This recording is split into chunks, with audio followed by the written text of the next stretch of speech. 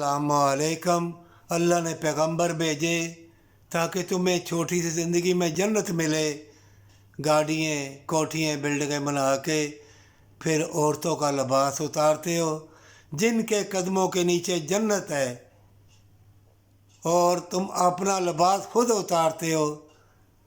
मोमनो, ये बदकार लोगों ने ये चमकती चीज़ों को पसंद किया है, कोठी बिल्डिंगों को पसंद किया है, और औलाद को ताने देते हैं जल्दी तालीम हासिल करो, नौकरी लो, लोग क्या कहेंगे, रिश्तेदार क्या कहेंगे।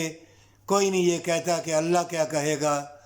और सुन लो आलम दीनों, हज उम्रे वालों, बड़ी बड़ी गाड़ी कोठी वालों, अल्लाह तुम्हारी कोठियाँ ना आलम दीन ना हज उम्रे देखेगा।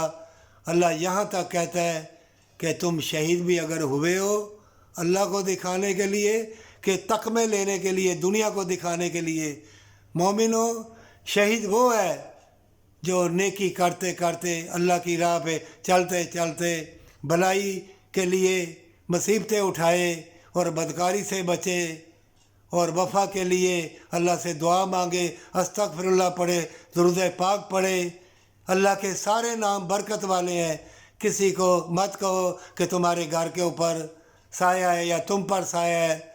ऐसे ही बातें ना करो। जिन्नात जंगलों में होते हैं, शैतान होता है। आप माह रमज़ान के महीने में जितना हो सके अल्लाह से अस्तगफिरुल्लाह के साथ दौलत भी मांग, प्यार भी मांग, और अल्लाह से हमेशा की जन्नत भी मांग। दिखावे की दुनिया से निकला, नहीं तो मारा जाएगा। अपने आप को आलम दीन या करोड़पति या अरबपति ना समझ। वहाँ फैसला होगा अमलों का।